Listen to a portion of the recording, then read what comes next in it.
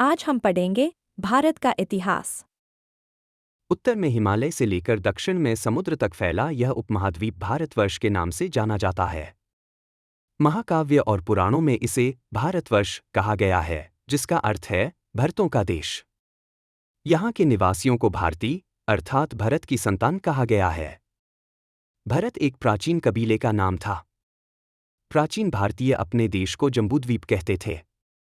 जम्बूद्वीप का अर्थ होता है जामुन वृक्षों का द्वीप। प्राचीन ईरानी इस देश को सिंधु नदी के नाम से जोड़ते थे, लेकिन वे इसे सिंधु न कहकर सिर्फ हिंदू ही बोलते थे। फिर यही नाम पश्चिम में फैल गया और पूरे देश को इसी एक नदी के नाम से जाना जाने लगा। यूनानी लोग इसे इंदे कहते थे। अरब इसे हिंद कहते थे। मध्यकाल में इस देश को हिंदुस्तान कहा जाने लगा। यह शब्द भी फारसी शब्द हिंदू से बना था। यूनानी भाषा के इंदे के आधार पर अंग्रेज इसे इंडिया कहने लगे। अब बात करते हैं भाषा की। विंध्य पर्वत श्रृंखला देश को दो भागों में बांटती है, उत्तर और दक्षिण। उत्तर भारत में इंडो यूरोपीय परिवार की भाषाएं बोली जाती हैं और दक्षिण में द्रविड़ परिवार की भाषाओं का बोलबाला है। अब ध्यान दीजिए, भारत की जनसंख्या का निर्माण कई प्रमुख नस्लों के लोगों के मिश्रण से हुआ है।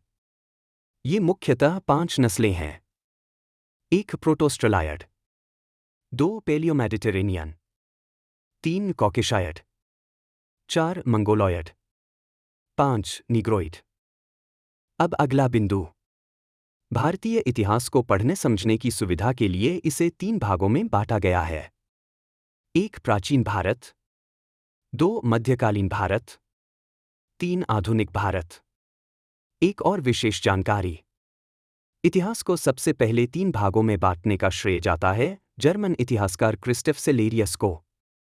इनका जीवनकाल था 1638 से 1707 ईस्वी तक। अब शुरू करते हैं अगला भाग। प्राचीन भारत। 1 प्राचीन भारतीय इतिहास के स्रोत। प्राचीन भारतीय इतिहास की जानकारी हमें 4 प्रमुख स्रोतों से मिलती है। 1 धर्म ग्रंथ, 2 ऐतिहासिक ग्रंथ, 3 विदेशियों का विवरण, 4 और पुरातत्व संबंधी साक्ष्य। अब बात करते हैं धर्म ग्रंथों से मिलने वाली महत्वपूर्ण जानकारी की। भारत का सबसे प्राचीन धर्म ग्रंथ है वेद। इनका संकलन किया महर्षि कृष्णद्वैपायन वेदव्यास ने। वेदों में सृष्टि के आरंभ का ज्ञान और उपदेश मिलता है। भारतीय परंपरा वेदों को नित्य और अपौरुषेय मानती है, अर्थात वे किसी इंसान द्वारा रचे नहीं गए हैं। 4 वेद हैं। 1 ऋग्वेद, 2 यजुर्वेद, 3 सामवेद, 4 अथर्ववेद। इन चारों वेदों को एक साथ संहिता कहा जाता है। प्रश्न संख्या 1। भारतवर्ष का अर्थ क्या होता है? विकल्प हैं।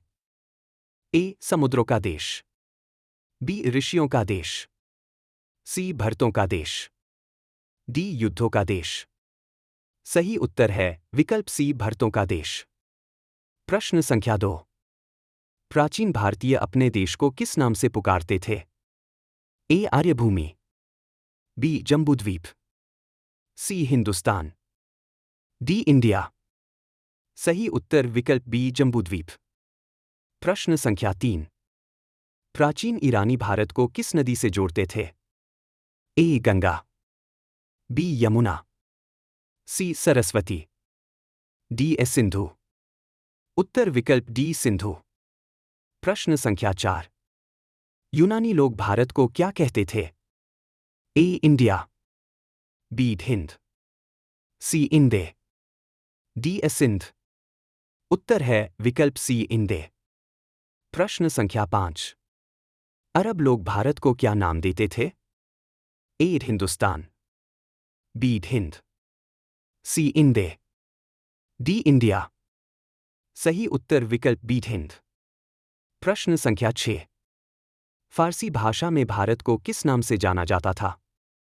ए इंडिका, बी हिंदुस्तान, सी भरत भूमि, डी जम्बूद्वीप।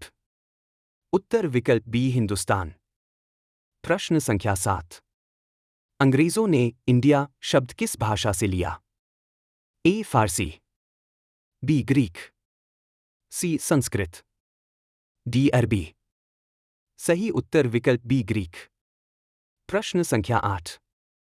भारत में भाषाओं के दो प्रमुख परिवार कौन से हैं? ए इंडो फारसी और तुर्की, बी इंडो यूरोपीय और द्रविड़, सी आर्य और यूनानी, डी मंगोल और ऑस्ट्रिक। उत्तर विकल्प बी इंडो यूरोपीय और द्रविड़। प्रश्न संख्या 9। दक्षिण भारत में कौन सी भाषाएं बोली जाती हैं? ए इंडो यूरोपीय, बी फारसी, सी द्रविड़, डी आर्य। उत्तर विकल्प सी द्रविड़। प्रश्न संख्या 10।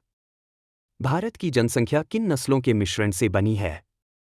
ए अफ्रीकी और यूरोपीय, बी प्रोटोस्ट्रलायड आदि, सी एशियाई और मंगोल, डी आर्य और द्रविड़।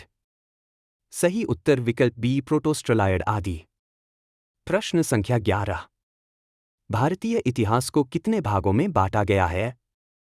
ए 2, बी 3, सी 4, डी 5।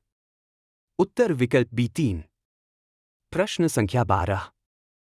इतिहास को 3 भागों में बांटने का श्रेय किसे जाता है? A Max Muller, B Romila Thapar, C Christoph Cellarius, D Rajatarangini. सही उत्तर विकल्प सी क्रिस्टफ सेलेरियस।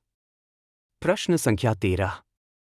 भारतीय इतिहास के कौन कौन से भाग हैं?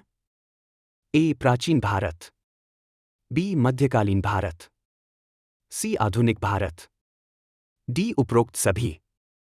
सही उत्तर विकल्प डी उपरोक्त सभी। प्रश्न संख्या 14।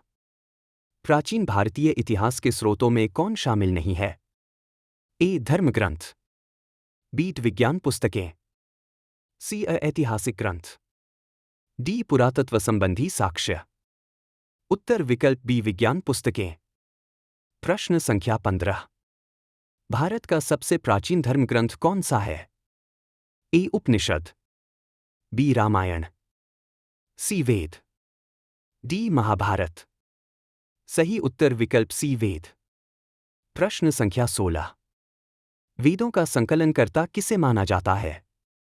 ए वाल्मीकि, बी कालिदास, सी महर्षि वेदव्यास, डी शंकराचार्य। उत्तर विकल्प सी महर्षि वेदव्यास। प्रश्न संख्या 17।